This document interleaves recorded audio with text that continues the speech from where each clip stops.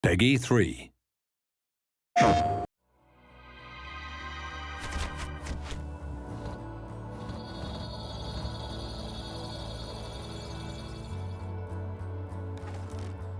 When we first found out about PlayStation 4 and the features of the platform, we were really pleasantly surprised that they completely synced up with what we had in mind for DriveClub. It was almost a perfect storm, if you like. We had this desire to return back to realistic racing. We had this new hardware platform. It was just nice to finally align with both the platform and our own desires as a studio and try and kind of bring that game to life. One of the things that we really liked was this idea that this was for an integrated, social generation of gamer who are now used to immediacy, connectivity, and an untethered relationship with their video games, where they are in touch with those game worlds when they're on the bus, when they're at work, 24/7. We've taken everything that we've seen from the massive rise of social networks since the last console cycle, and really that's become a core pillar of what PlayStation 4 is all about. So, you know, DriveClub really works on that level better than anything else you've ever played. We wanted to create a community, a genuine, living, breathing community. So when it came to looking at how we tackle that from a DriveClub perspective, you know, what did community mean to us? It meant that you had to have the ability for players to race both competitively but also collaboratively. And if they're going to collaborate, they've got to be together in a club. You know, they have to be a team of racers. Within DriveClub, there will be a range of social connections. So you'll immediately be able to see all of your PlayStation Network friends, but then you'll also be able to see all of your friends and their connections within inside the game.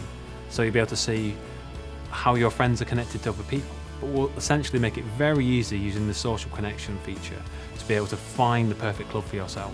What we want to achieve with DriveClub is basically a game which transcends the standard racing experience. We want to make it so that it's motivated and driven by the community itself. So it's very much a case of players getting involved, creating their own events, and actually building a community around the tools that we offer them. So at the core of DriveClub, you have the ability to, anything that you do in the game, any time that you set, any score that you set, you can bundle that up as a challenge and then send it to friends, club mates, even complete strangers. You know, you can pass this data on to them and say, look what I did, I dare you to beat it. Challenges are not just to send and forget. Basically, you're put into a leaderboard with those people, and so for the set duration of the time of the challenge, you can compete to sort of better yourself. In addition, once the challenge has been sent out, if people like that challenge, they can start competing in it or even forward it on to their friends, and so there's an opportunity for those challenges to go viral. One of the key ways the PlayStation 4 really enhances the multiplayer experience in DriveClub is the fact that every single section of every one of our tracks, our real world kind of breathtaking, beautiful vistas, has data that can be turned into challenges for the best times, the best drift settings, the best 0 to 60 records on every straight, on every bend, on every turn, every piece of camber, every surface type has data that can be turned into challenges which can then be sent to others. That's only achievable on this console with this brilliant new emphasis on connected gameplay. DriveClub isn't a professional racing series. This isn't Formula One or IndyCar or anything like that. This is just a bunch of people that love cars, that love racing, that want to compete together, collaborate together, that just want to turn up to a location and just put their tyres on the asphalt, you know? We want to make sure that, you know, irrespective of your level of skill, whether you're a hardcore racer or just casual racer, that you can pick up and play. But it has those layers of depth inside there. So if you are a skilled player, you can shave off those tenths of a seconds per lap. But if you are a casual player, you can pick it up and play and still post a good lap time.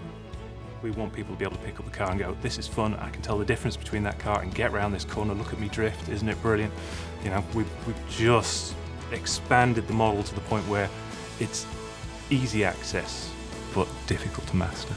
It's very much a case of everything that we do in this game is going to make the player feel cool. We want to actually make people understand the fact that this isn't a hardcore racer.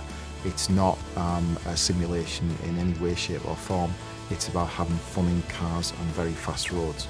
And of course, you know, being able to actually send out that information by cool videos, screenshots, and even sharing it to things like Ustream and the like is absolutely integral to that.